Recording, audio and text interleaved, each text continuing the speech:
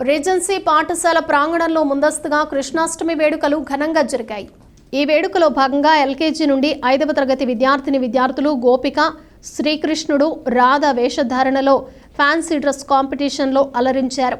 10వ తరగతి విద్యార్థులచే ఉట్టికుట్టే కార్యక్రమం ఘనంగా నిర్వహించారు. ఈ కార్యక్రమంలో పాఠశాల ప్రధానోపాధ్యాయులు టీవీఎస్ఎస్వి ప్రసాదరావు, సిహెచ్ వీరభద్రరావు, జె అశ్విని, ఎం పుష్పకుమారి, కె పార్వతి, పిఈటి శ్రీనివాస్ మరియు ఇతర ఉపాధ్యాయులు పాల్గొన్నారు.